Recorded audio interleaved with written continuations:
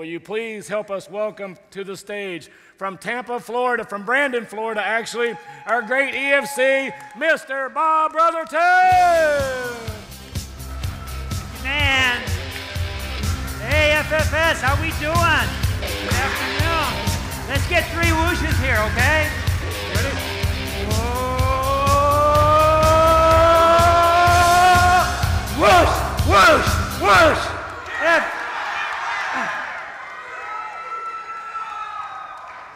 Wow. Wow. All you need is the energy from this group, right? And you can go for a couple years, right? It's like nuclear fuel here. So anyway, thank you, Phil and Debbie, again for this wonderful opportunity.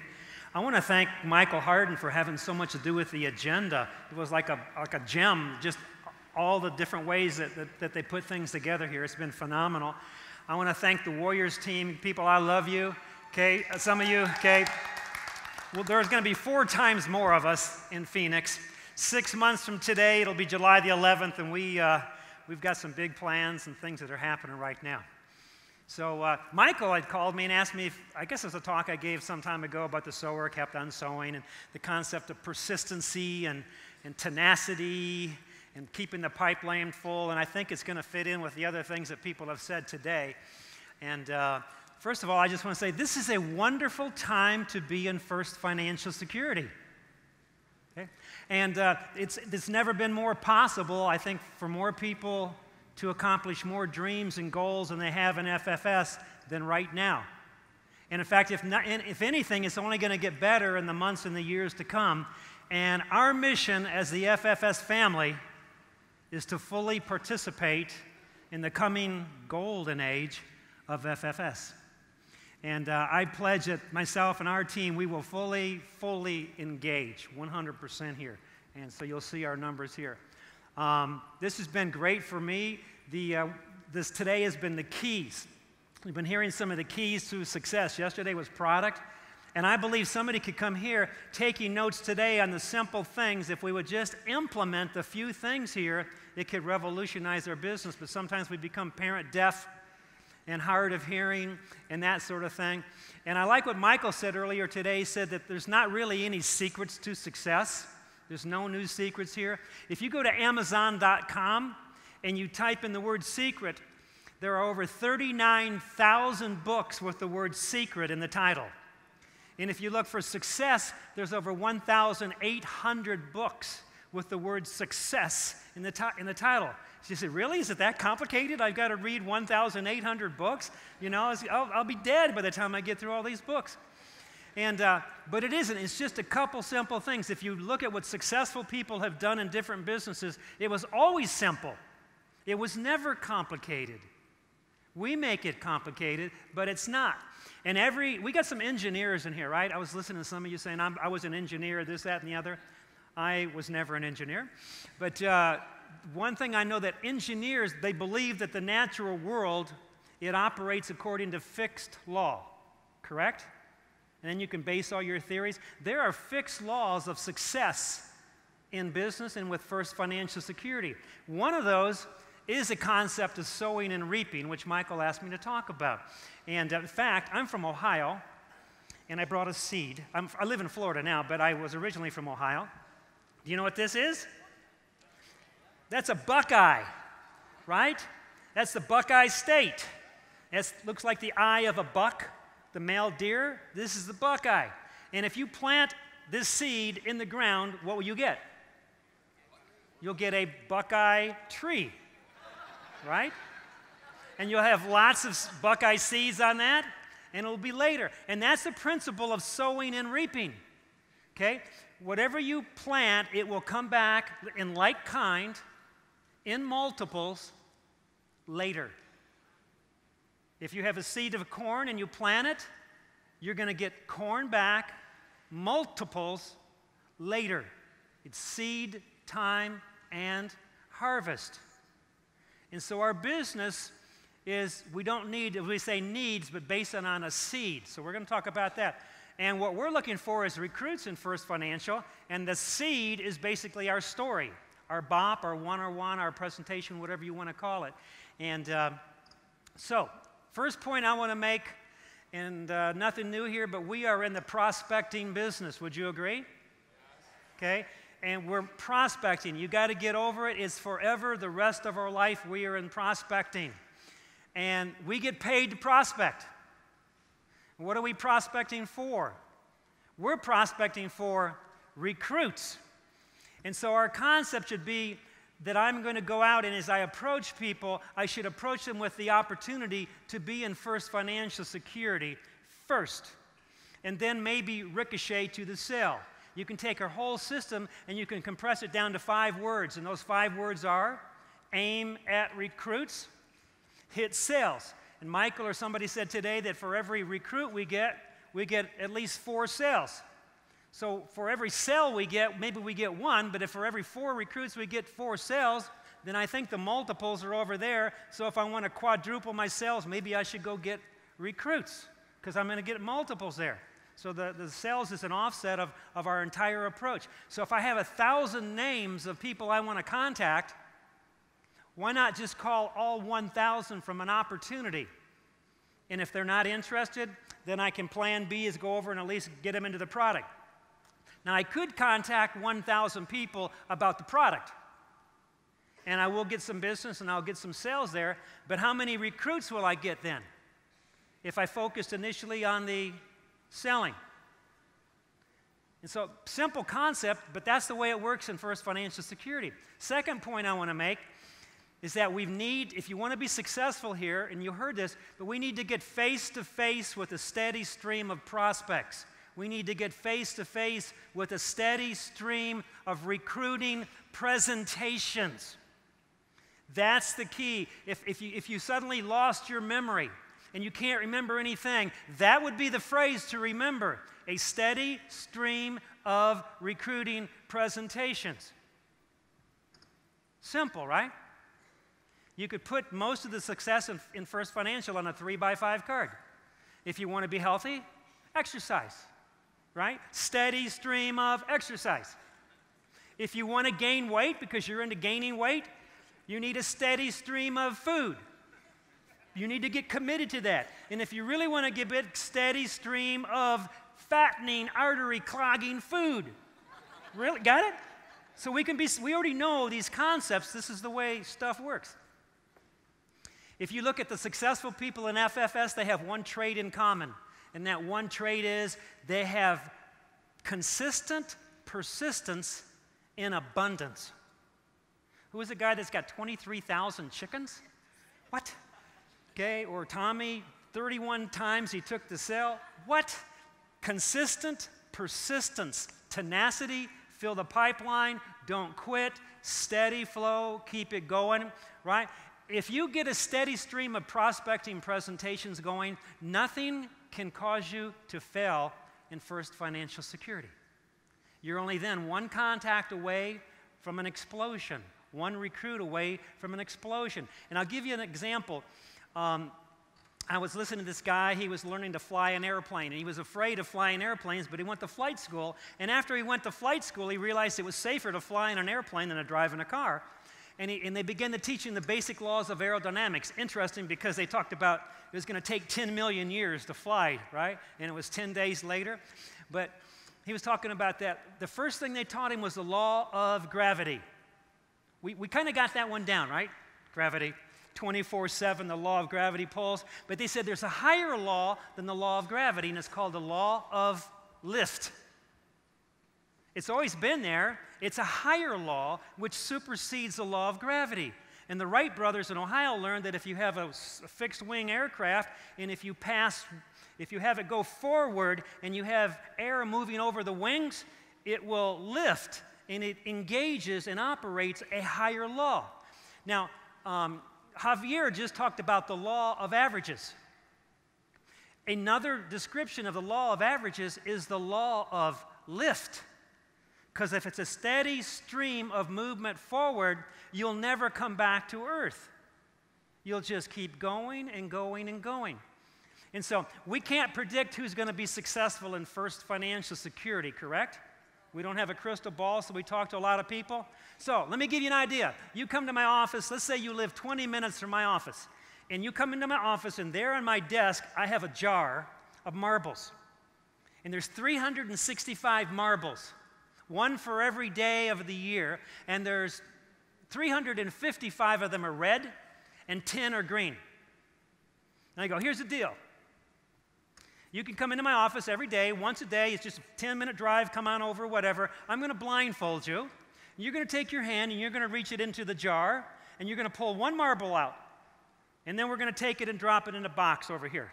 And we're going to look and see what color that marble was. If it's a red marble, you get nothing. Okay. You come back the next day, and we blindfold you, you put your hand in, you pull the marble out, it's a red marble, nothing. And you come back 10 days later, 10 red marbles, nothing.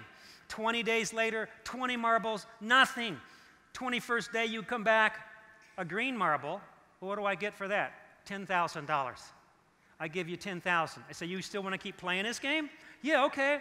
Now, then, if you really want to win this game, then you need to come here every day for 365 days. Why? Because you know that there are 10 green marbles in here. You just don't know when you're going to hit them. But if you miss one day, you may miss the green marble. It's the law of averages, but it's also the law of lift. You don't quit, you don't quit. It's like God, the way He made us. If your blood stops flowing, you become room temperature. If you stop breathing, you'll pass out. So there's, if you stop recruiting, right, you come back to earth. You turn off the law of lift is really what happens here. So this is a non-negotiable law. It's a universal principle. You plant in the springtime, or you will beg in the fall. Farmers understand that, correct? This principle was old when the pyramids were new, been around a long time. So now let's talk about the parable of the sower. It's a story in the Bible, and it's in the New Testament. It's in 3 of the 4 Gospels. It's in Matthew, Mark, and Luke. Cool story. It talks about a farmer. He's a sower, and he's taking these seeds out, and he's going to scatter the seed. And obviously, he was a very ambitious farmer, and the seed was excellent. So he starts out, and he begins to sow the seed. And as soon as it says the first layer of seeds that he sent out, they fell on the wayside. Just fell here. And the birds came in. Birds saw the seeds, swooped down, ate up all the seeds. Goodbye, seeds. They never germinated. They just, I've seen that happen in Ohio, right? They follow the plows and all that in the summertime. It says that the sower kept on sowing. And he threw out more seed. And this time the seed fell in rocky ground. And it was shallow soil, didn't have much soil, lots of rocks. And it says that the little seeds, they hit the ground, they began to put their root down, they began to germinate immediately because it was so shallow. And when the sun came out that day, because the little plants didn't have much root, it said the sun scorched them and they died. Bummer, right?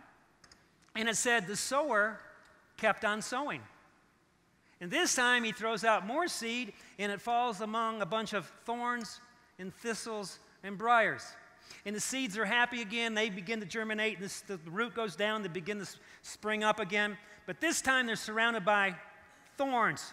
And the thorns just choke them out and kill them all. Man, this is tough stuff, right? And it says, and the sower kept on sowing. And the next time, the 4th layer of soil he hit, it said he hit good soil. And it grew 30 times, 60 times, and 100 times.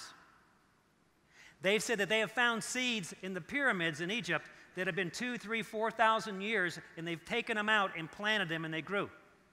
They have hybrid wheat seed nowadays that you can take one seed, and when you plant it, the plant comes up. When the plant comes up, it'll have over 1,200 additional seeds. So this stuff of multiples is pretty cool. So what do we learn about this concept? With the first soil, it talked about the birds came, that the seed never even took root. And so you might write down the word there, no understanding. What do you mean? Well, I called John. I invited him to the BOP. He said, I'll be here half an hour early. I'm waiting in the lobby of the office. I'm looking for him, right? And he didn't show up. What happened? But he promised me he was my cousin. Never happens to you, I know. And so somebody said, well, what happened to your cousin John? And you go, I don't know. The birds got him.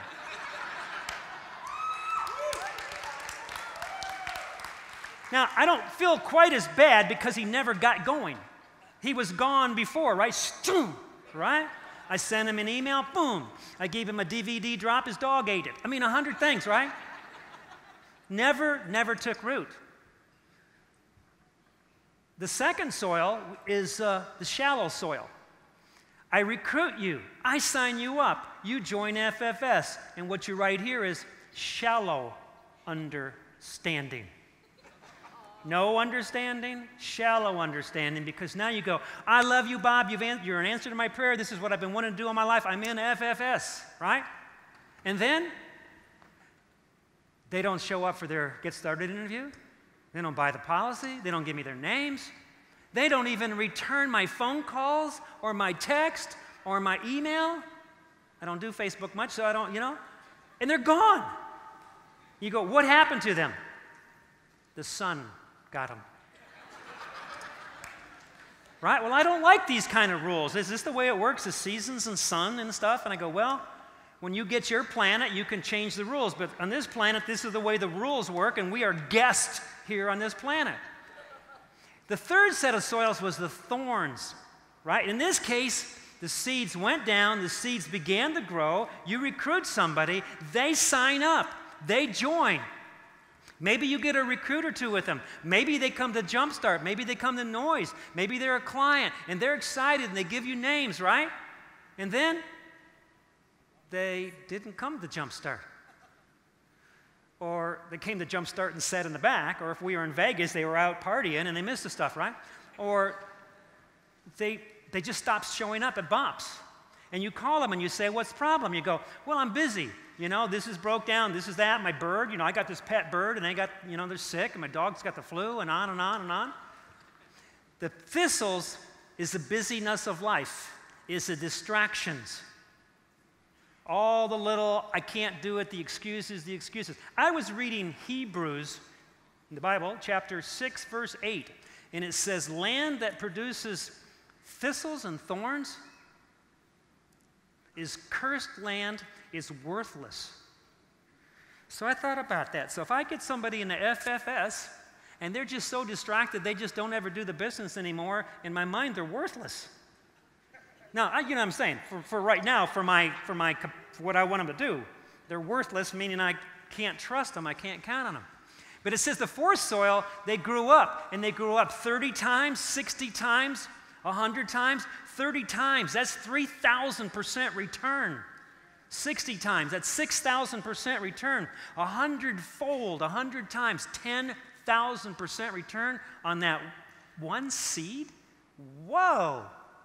So here's some lessons we can learn from this, because we can apply these to First Financial Security. Here's lesson number 1. Nobody can stop you from being successful in First Financial Security except you. What do you mean? Well, you remember the sower?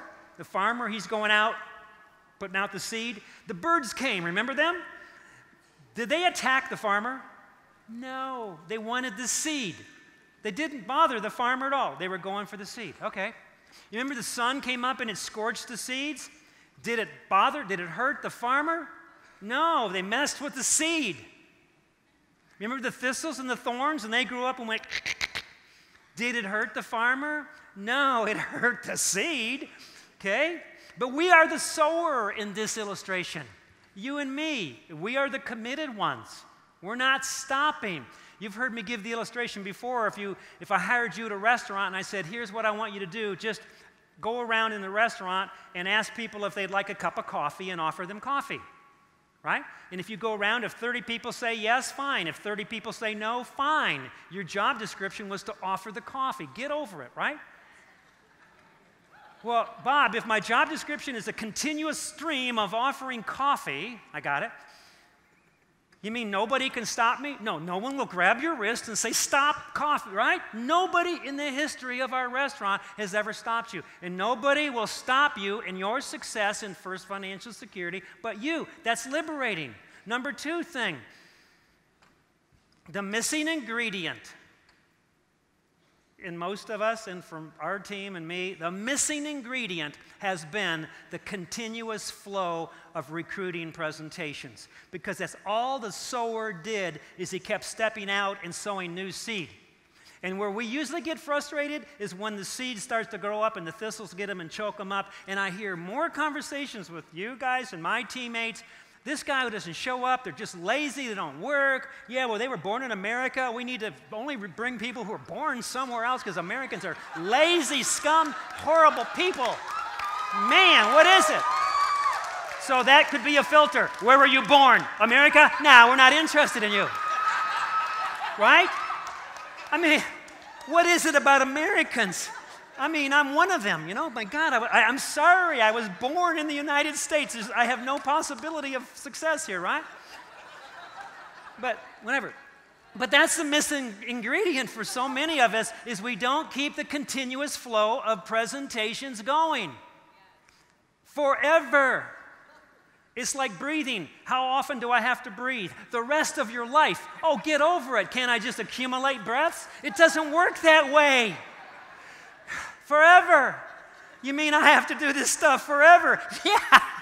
It's called the law of lift, unless you want your plane to come back down. Oh, I see. So here's a couple other principles. The birds. The farmer didn't chase the birds. He didn't go chase the birds. If he goes chasing after the birds, he leaves the field. He stayed in the field and he just kept moving forward. Well, these people are lazy. They're not doing anything. What do? Forget them. Bring in new people. But I try to motivate them. I bring them to my house and we talk for 3 or 4 hours and I try to give them counseling and all that. This is not a hospital. This is not a clinic. This is not the emergency room. This is a business. You know, if you don't want to do this, please leave me alone. Here, find a thistle somewhere or a bird or something. It'll get you here. This is insensitive, I know. Here's another thing you learn from the law of the sowing and reaping. Raise your expectations. Raise them. Didn't we hear that all day long? You know, Ty came over and he said, what did you see when you closed your eyes? And he said, dream. And I said, well, the first thing I saw was me in the Diamond Club at the top of the poster. I said, well, that's kind of cool because I'm not there right now. But raise your expectations. Give me an example here. You go to Africa and you decide you're going to go hunting. They give you a rifle and you're going to hunt for rabbits. Rabbit hunter. But you're hunting in tiger territory. If you're hunting rabbits in tiger territory, then you need to keep your eyes peeled for tigers, right? However, if you're hunting for tigers, then you can ignore the rabbits. So then the birds and the sun and the thorns just become rabbits because you're thinking of something so much bigger than that. Another principle, Babson College did a 12-year study on what made people successful. And they came out with 2 words. It was something called the corridor theory. And the corridor theory was you picture that in an opportunity, you're walking through this corridor and it's dark and you're walking forward. And as you walk forward, this door opens up and this door opens up and something opens up here. That as long as you're moving forward, opportunities start coming in your face. Kind of what Andre was talking about today, that, you know, 6 questions a day. At the end of the year, he's learned 1,000 new things. And the word there was launch. You keep going forward. You keep launching. You never stop. Any of you fly in here on an airplane? Okay. You know that an airplane is off course 99% of the time. You get in a plane, and the first thing that happens, it gets headwinds, then tailwinds, then crosswinds, then updrafts, then downdrafts, then there's storms, and there's lightning. Maybe it hits a bird, right? Then there's a magnetic pull from the earth. What do you want the pilot to do then? You want the law of lift, continuous flow of air over the wings. So you get an FFS and your little plane is going like that. What do? You just keep going forward. Yeah, but it's ugly, it's nasty. Don't quit. Go through the red marbles to find the green marbles. So you get on a plane, and maybe it's tomorrow morning, and you're flying to New York City, and the pilot gets on and he says, welcome, ladies and gentlemen. We thank you for flying our flight today. We're honored to have you as our guest. Your flight today will be approximately 5 hours and 12 minutes, and you will land at LaGuardia Airport at exactly 20 minutes of 6. Have a nice flight. And 1 million times a year, planes will take off and fly all over America in the land, correct? And millions of times a year, farmers will plant crops, and they'll come forth 30 times, 60 times, right? Or we wouldn't have agriculture out there. Practical thing, baseball. If you bat 300, you're like a Hall of Famer, right? If you have a batting average of 300, you're pretty good. But what also does that mean?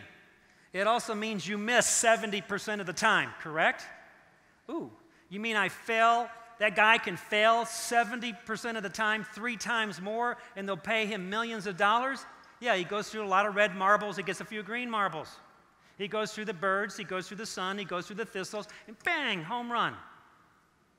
Now I'm going to quote James Cooper. Where's James Cooper? He's on Shirley Lou's team, pastor here, and I read his book. Great book, by the way, called From Crackers to Caviar. Highly recommend it. I've read it about 2 or 3 times. But he talks in there, and I'm quoting you now, Jen. Michael Jordan, great basketball player, phenomenal basketball player, but I think it was his freshman year or sophomore year in high school, he couldn't make the team. They threw him off the team because he wasn't very good, so he went home and he practiced. And in an interview with Michael Jordan, they were asking him about his success, and he said, in my career, I've missed over 9,000 shots. And in my career, I've lost over 300 games. And in my career, 26 times, I was entrusted with the game ball, meaning there was 1 or 2 or 3 seconds left in the game, and they were giving the ball to me, and if I sunk that, we won. 26 times, he said, that I was entrusted to take the game-winning ball, I missed. And he said, I have failed over and over and over and over and over again, and that's the reason I succeed. And one last story, and then I'll finish this. Wrap this up. This is the principle of the sower. This I found fascinating. We are in California. Do you know what the largest living organism in the world is? The largest living organism on the planet. It happens to be something that grows from a seed. It's called the giant sequoia tree, or the redwood. Years ago, Liz and I, my wife, we went up to Muir Woods. Unbelievable. I'm from Ohio. We had oak trees, and in Florida, they got little palm trees, but nothing like this. They're like skyscrapers. It was like a cathedral of these monster trees. And the giant sequoia tree can easily reach heights of over 300 feet. That's pretty high. Probably thin air up there. They can get as wide as 40 feet wide. That's like 2 lanes of a highway. The skin, the bark on these giant sequoias can be 3 feet or more. And they found out that the giant sequoia trees, they all grow up in these groves in the forest, and they don't compete with one another. They actually share resources, that as they grow up, their roots will intertwine, and they'll unlace and fuse on one another and share nutrition and resources, and actually the weight of all the trees is stabilized that way. That's kind of like first financial security. You understand that? The family comes together and we all become tighter and stronger and whatever. And then they found out that also that the giant sequoia tree needs fire to reproduce. That they went here to California and they were trying to figure out why the forests were not expanding and reproducing, and they began to do all these studies, and the studies showed that for some reason this particular plant needs fire to reproduce, and they had stopped the fires from coming into the forest. And they said what happens is the pine cones, when they get hot, they release the seeds at that time into the fire, and the seeds drop down into the ashes. and that the bark itself has a fire retardant sap. And when the fire comes, it begins to burn the bark, but only the exterior areas, because it's that thick, and it will heal itself. And they said when they found fires that would come into a forest, where the fire was really, really hot, there would be clusters and clusters of multitude of redwood trees and great sequoias that would grow. And what happened is when the fire came, it would burn out all of the underbrush. It would burn out all the less resilient trees, and the baby giant sequoia plants need intense sunlight to survive. So picture this. Give me 2 more minutes. I am a giant sequoia tree. I'm up here. It's pretty cool, man. 300 feet, 30 stories high. And I got pine cones here full of seeds. And I'm looking and I'm talking to the other trees and I go, dude, there's a fire coming. Right? And they go, yeah, this is awesome. So we're watching all the competition burn out everywhere. And then I go, it's time to drop the seeds into the ashes. Because for the sequoia trees, I didn't know this, the perfect condition is fire. They flourish with fire. So what's the point? The birds, the sun, the thistles, to the farmer, to the sower, they actually make him stronger, and he learns things he never would have learned any other way. And the giant sequoia is the one plant on earth that needs fire. Now, remember that Bible story in the Old Testament? Shadrach, Meshach, and Abednego, three Hebrew guys. They threw them in a furnace, heated it up 7 times. The soldiers got killed and all that. And it said they wrapped them up in ropes, and they're hopping into the fire like this, right? And their feet, and they're all tied up. Anyway, they got out, right? And they weren't burned. And the only thing that got hurt was the ropes. Because the ropes was the one thing that was binding them, and that's what burned off. First financial, if you do the sower, if you continue, the only thing that comes off of you is the things that limited you. You're not going to die, okay? They purify silver with fire. If you take paper and try to put it in fire, it's all over, right? But if you take silver, the metal silver, it actually purifies through fire. We get purified through fire here in our business. And I'll finish with one verse from the Bible, Psalm 66, verse 12. And it says, we went through the fire. And we went through the water. It didn't say we camped out, and this is our new address here. It says we went through the fire, we went through the water, but you have brought us to a place of great abundance. That's pretty powerful. So when you see the birds hitting you, when you see the thistles, when you see the sun scorching, you're going, this looks like perfect conditions for reproduction and for growth, and we are going to flourish because the conditions are perfect, and the conditions for FFS right now are perfect. So let's all take it to the top. Thank you very much.